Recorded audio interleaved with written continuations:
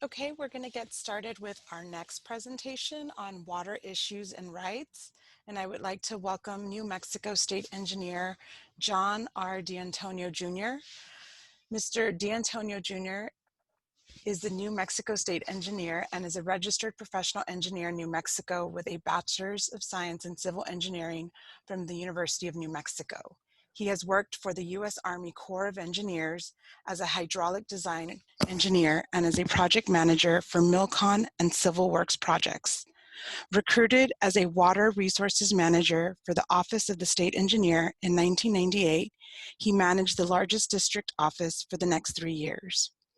During his tenure as state engineer, he was secretary of the ISC, chairman of the Water Trust Board, and the Governor's Water Infrastructure Investment Team, and the Governor's Drought Task Force. He has also served as the New Mexico Commissioner to the Rio Grande, Costilla, and Upper Colorado River Compacts.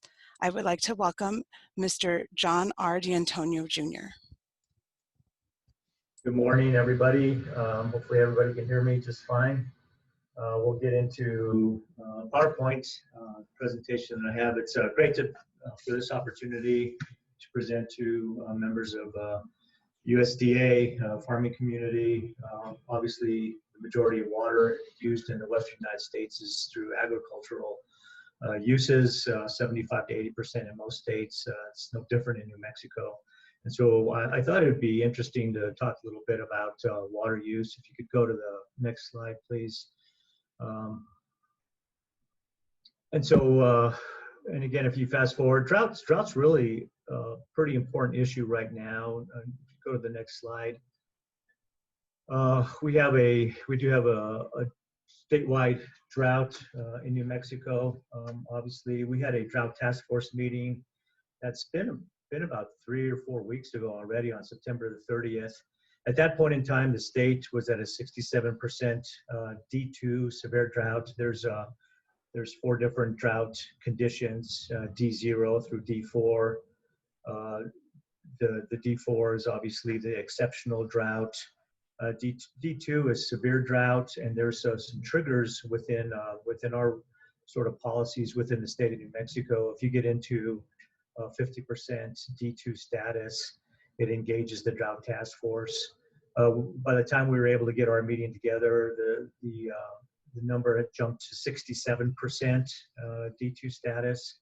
Now you'll be able to see that in a chart in the following page.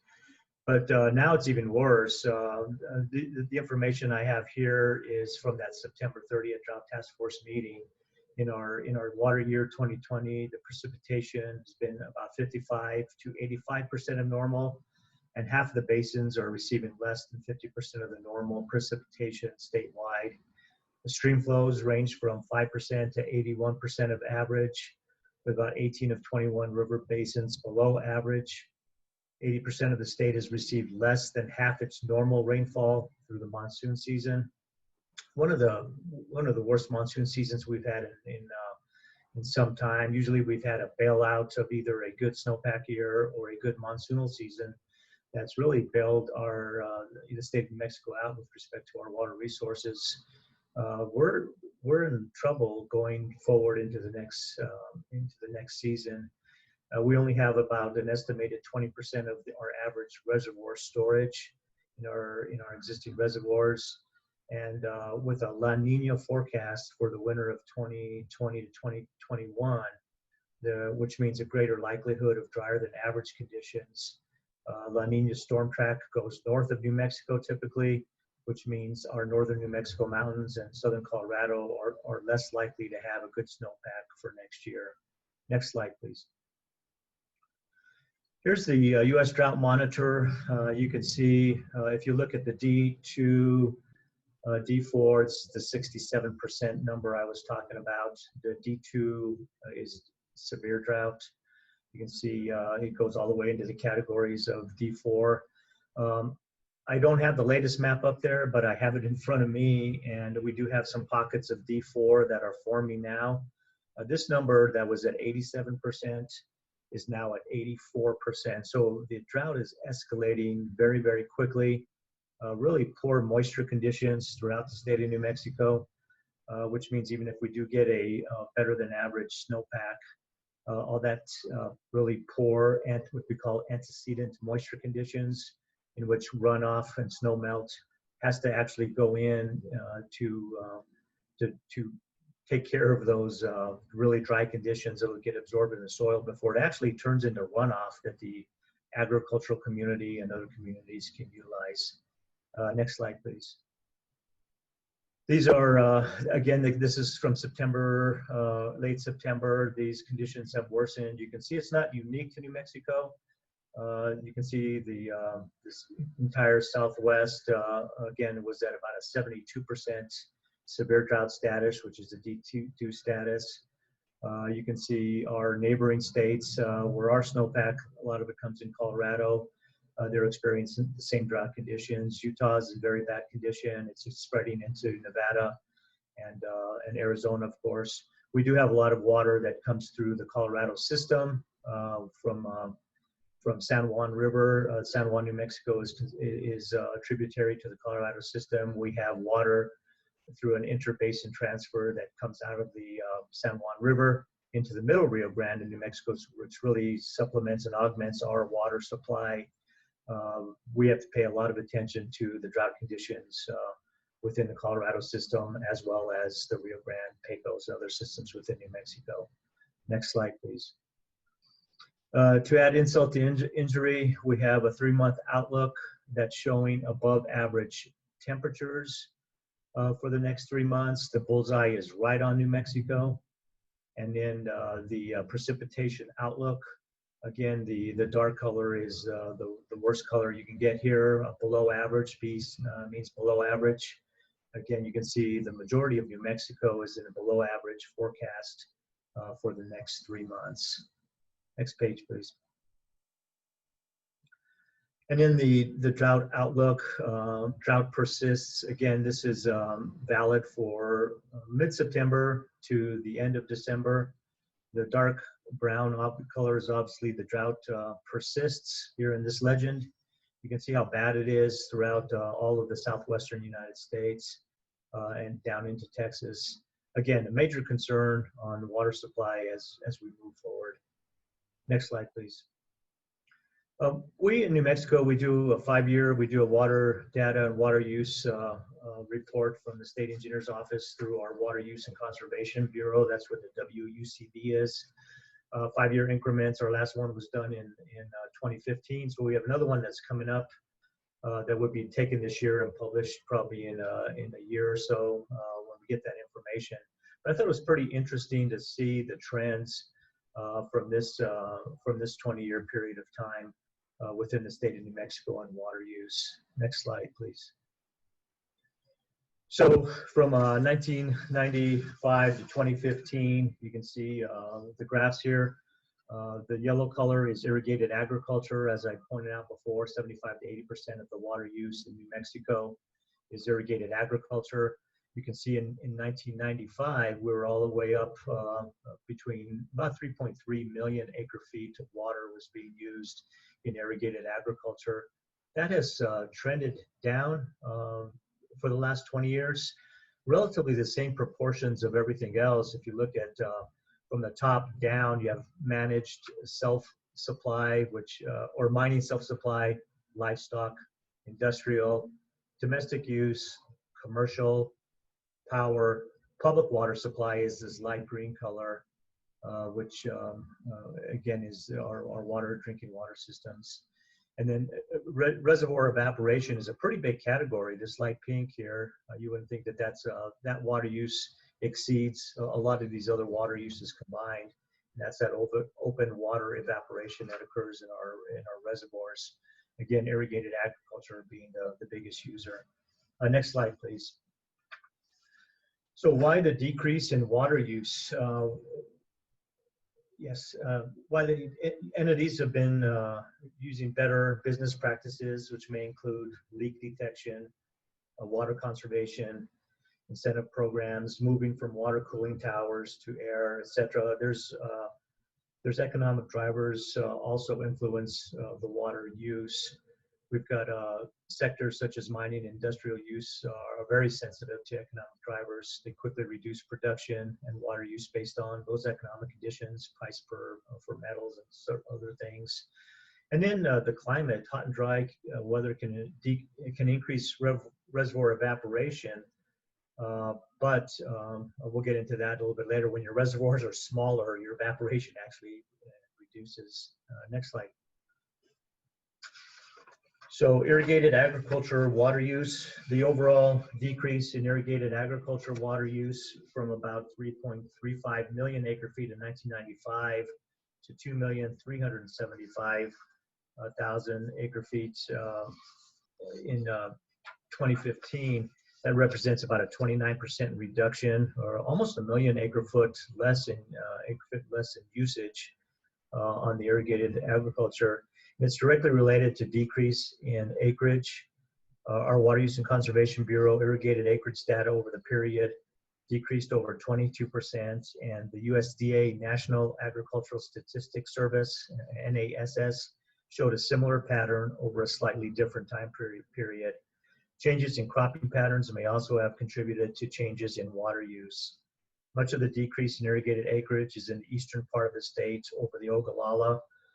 The areas there near Clovis, Portales, New Mexico, some of those areas that rely on the Ogallala, which has about it creeps a little bit into New Mexico, and there's about a 3-foot regional drawdown effect through pumping from other states, not the pumping that New Mexico uses for that particular aquifer. Next slide, please. Reservoir evaporation, the overall decrease in reservoir evaporation losses from about 520,000 acre feet in 1995 to 230,000 acre feet here in 2015. That's almost 300,000 acre foot reduction. It's due to significant decline in reservoir storage levels during that time period. Our largest reservoir, Elephant Butte Reservoir, is the clearest example of this effect. In 1995, Elephant Butte storage averaged about 2 million acre feet of water, while in 2015, the average is about 200,000 acre feet of water. So a tenfold reduction in storage within Elephant Butte Reservoir. And if you can imagine the reservoir pool shrinking, obviously there's less surface water, and when you apply what they call the pan evaporation rates to the surface water supply, obviously the reservoir evaporation will go down. So it's not necessarily a good number when you see the reductions going down, because the supplies have reduced significantly. And it's, like I said, it's highly dependent on the surface area of the reservoir. Next slide, please. So public water, self-supplied. Water use in the public supply category continues to steadily decrease, even though the population in New Mexico has increased about 25% from 1995 to 2015. So it went from about 1.68 million in 1995 to about 2.1 million in 2015. The population served by public water suppliers in 2015 is about 1.8 million people.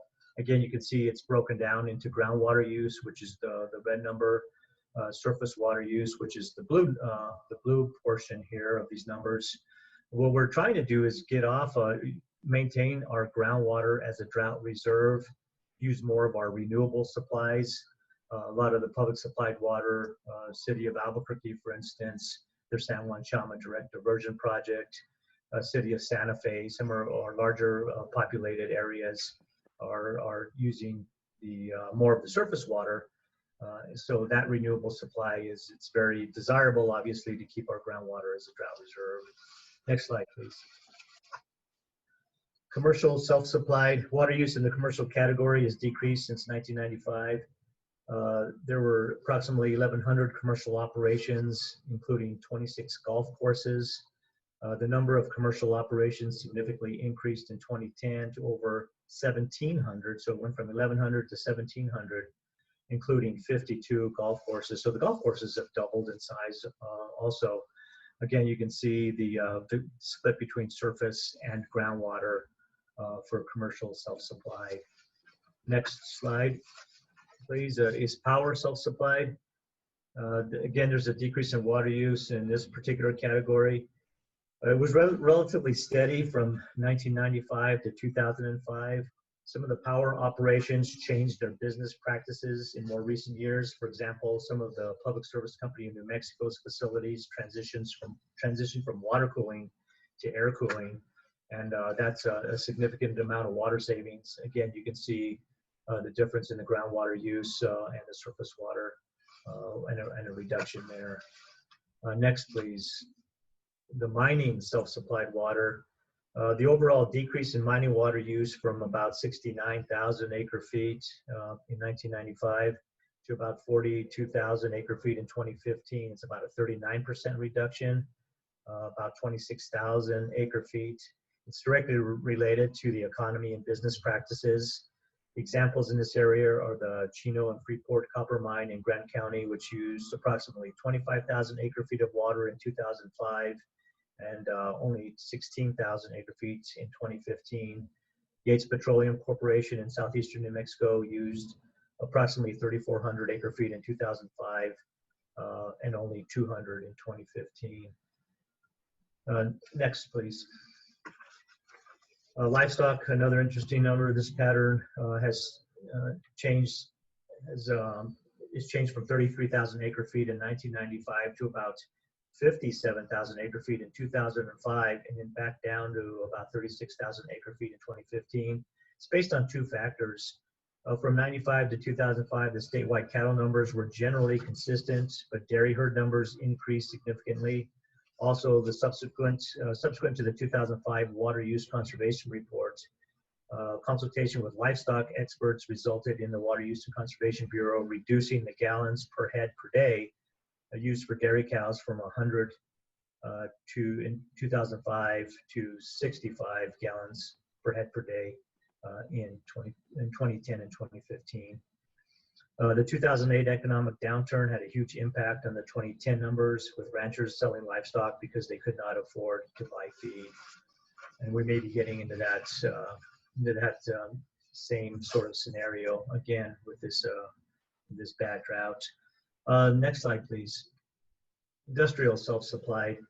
Industrial water use increased from 95 to 2005 and began to decrease in 2010. Several of the higher water use industrial operations from 2005 are no longer in operation, such as the Phillips Petroleum Company in Lee County, which used about 2,400 acre-feet of water in 2005, and Homestake Mining Company in Grant County, which is currently in remediation.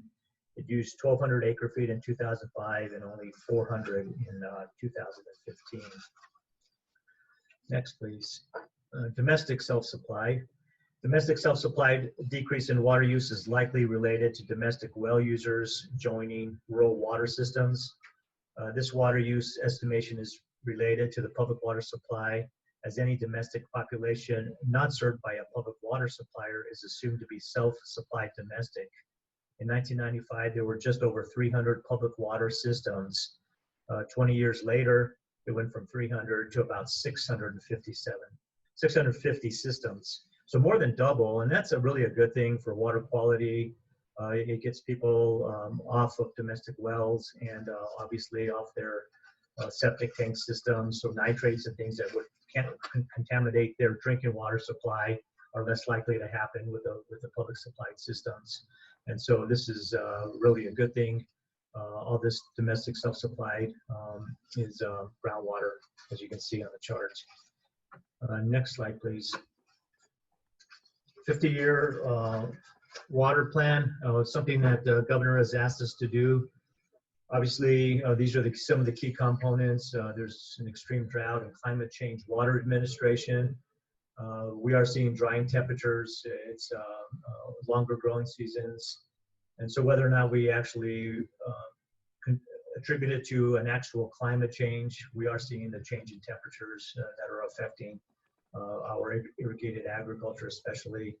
There's interstate litigation and settlement negotiations that are really important to the state of New Mexico. Most people realize that we're under a big lawsuit from the state of Texas. In Texas v. New Mexico, it's an original action, Supreme Court action number 141, that we're just ending our discovery phase in. The litigation's gone on since about 2013. And so we're getting into a phase now where we've had discovery and trials scheduled for next summer. Hopefully we can get into some settlement negotiations on that particular lawsuit. There's a court-appointed mediator that's going to be engaging with the parties soon, and hopefully we can come up with a solution that's not directed, by a judge or a water master. Just because I think we can come up with better solutions if we look at the resource itself. Scoping, developing and implementing a 50-year plan. There's so many things within the state of New Mexico that roll up into having an adequate 50-year water plan. There's still Indian water rights settlements, implementations, and negotiations. We have 3 settlements. When I was state engineer back in the mid-2000s, we had 3 really impactful Indian water rights settlements. The Amet settlement, which was 4 pueblos in northern New Mexico, a Taos Pueblo settlement, which is also a northern New Mexico settlement, and then the Navajo Nation, which settled the rights in San Juan Basin for the Navajo Nation, and importantly within New Mexico's apportionment on the Colorado system. We're implementing all those projects. They all have some infrastructure that's being put in place to create drinking water systems. Highly important for us to be able to not only finish those off, but we've got another 5 negotiated adjudications involving 8 other pueblos that are ongoing right now. And we really do need some additional resources within our staff. We have 81 vacancies within the state of New Mexico in state engineer's office. That's in excess of 22%. It's really hamstringing our ability to do everything we need to do and manage our state's waters. Infrastructure innovation, dam safety, another big issue. We've got over 300 dams within the state of New Mexico that are high hazard dams that require some sort of remediation, spillway size adjustments, or other remediation. And we really need to look at investing and promoting technologies, including water reuse, desalination. There's a lot of other things that have to do with the infrastructure side that we need to incorporate into our 50-year water plan. Next, please. Extreme drought, climate change. In order to create a robust and realistic sustainable plan and water policy leading to what we call fairness of administration, it includes updating some of the laws and regulations, but also includes an administrative focus on oil and gas related applications, as well as other agricultural, commercial, potash, municipal uses throughout the state of New Mexico.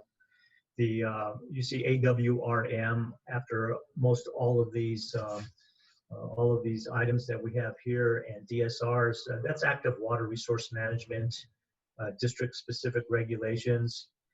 The AWRM regulations provide for an alternative administration as an alternate to strict priority administration. I think that's the wave of the future of water resource management in the West. We have to respect private property rights. We have to understand that some of that water that's being used in agriculture, especially, is going to have to be used in the rest of the drinking water aspect and other economic uses. But we need to be able to do it within the prior appropriation system and really protect private property rights. And that's what active water resource management does. It gets the stakeholders together within a particular water basin.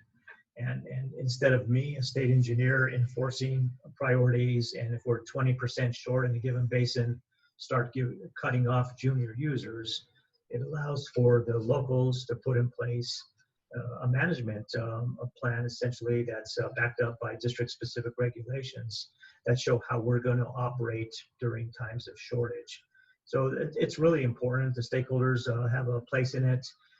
Again, instead of cutting off the junior users, there's short-term lease opportunities for water.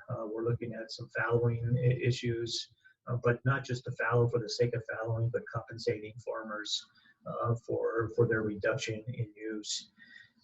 There's alternate administration also includes plans like shortage sharing. they're based on agreements among the affected water rights owners. It's got to be approved by the state engineer's office. And we've had several of those that were in place this particular year. We have water masters in the field. We look at get all the water users together, and we decide on a voluntary basis, if everyone is agreeable, we can get on a rotation schedule or a shorted sharing schedule to allow us to actually get through a session like we're having and that we will be having in the future. And I like that last bullet item. Water policy is based on New Mexico's notion of fairness. That's kind of how the acequias operate.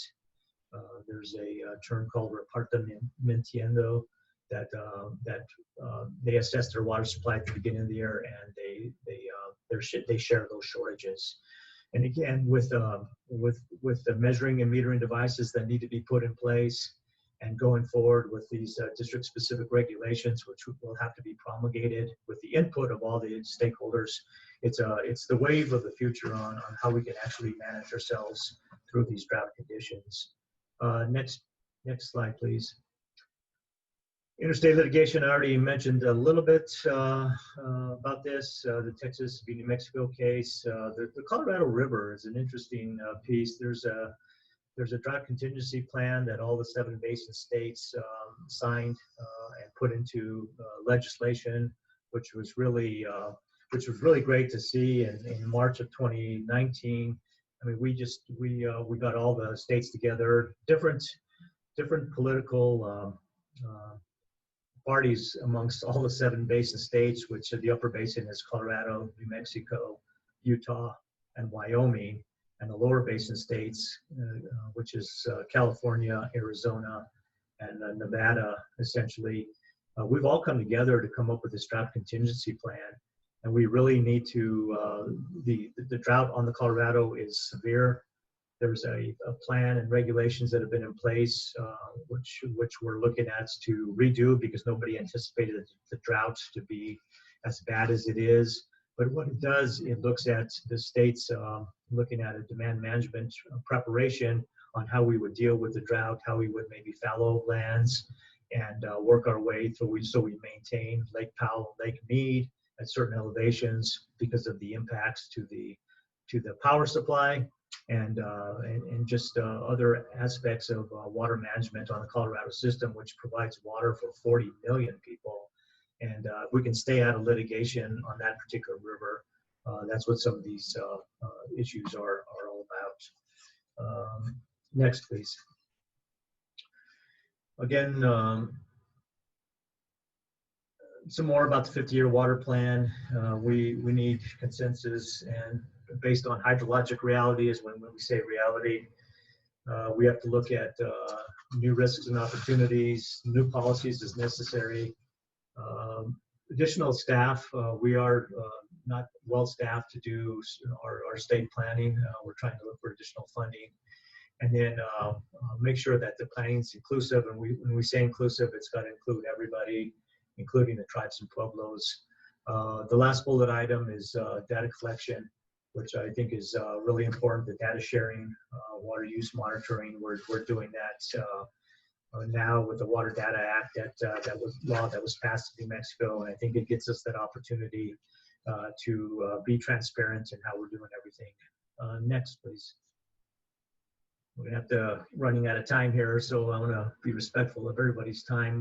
These are the hot topics: our water data, these concentric circles, on our interagency engagement and coordination priorities. We've got to do a lot of education outreach, and we really have to pay attention to climate and drought as we're looking at our future water needs. Next, please.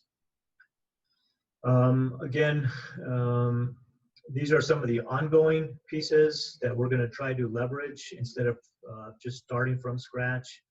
I mentioned the Water Data Act. That was a House bill that was passed in 2019. Getting together with Forest and Watershed Advisory Board. There's a Water and Climate Expert Advisory Committee, and we have a Rio Grande Basin study that the federal government's doing. And we have all these disparate sort of studies and functions that are going a bunch of different ways, and they're all utilizing resources. And what we're trying to do is pull them all together, leverage local, state, and federal funding, but work on the same problem instead of duplicating efforts and getting out there and leaving somebody out. So it's got to be all inclusive. It's got to be everybody at the table and on the same page. And quite frankly, not letting the tail wag the dog when we have some of the groups that try to influence how we do water planning. We really need to have it based on sound science and realistic policy and how we move forward with that outreach. Next, please. Indian water rights, again, we need a dedicated staff. Again, we need several more. There's federal negotiation teams that have been appointed. We have very few staff that are working on those 5 negotiated settlements involving 8 pueblos that we need to continue to move on. And most every single one of these efforts involve acequias and others within northern New Mexico. There's a lot of senior water right users that are in those areas. Next. We're getting near the end here. I'm running out of time. So. Okay, you do have 1 minute left. Okay. Infrastructure innovation managed. Talked a little bit about dam safety, but there's critical investments that are needed in water systems across the states, almost everywhere. And I know there's deferred maintenance everywhere. We really have a capital outlay problem in the state of New Mexico, where if we could get that fixed. There's a lot of money that goes to a lot of different places, but it doesn't seem to go to priority projects, and it certainly doesn't go to water projects enough. I mean, there's some of it that goes there, but we actually need to use some federal funding programs. Department of Agriculture, Interior, Energy, EPA, the Corps of Engineers, they all have programs. We need to incorporate the public-private sector in order to get these programs moving. There's not enough money in any of the governments to do our infrastructure, and there isn't a big opportunity for public-private partnerships and have a decent rate of return for those partnerships to build infrastructure. And then the tech transfer piece, we do have a lot of high-tech folks within New Mexico that we could leverage to help. And I think that might be the last one, or there we go. And yes. One of my favorite quotes: "We never know the worth of water till the well's dry," and that's so true. So we'll stop there. I think I used most of the time. I don't know if you want to allow for any questions or not, but I appreciate your time and attention. Thank you. Thank you very much. And we are out of time. So if anyone has any questions, if they can make sure they're entered in the chat box, and we will post responses to those questions on the web page.